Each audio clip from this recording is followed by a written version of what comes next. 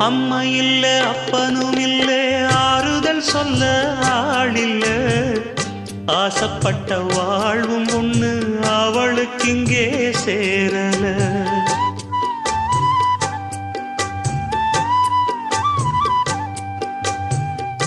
ஆளான நாளிலிருந்து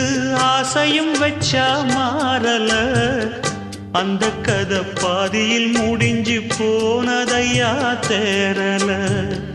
பச்சை மண்ணு ஒன்னால பல பழி சுமந்தா தன்னால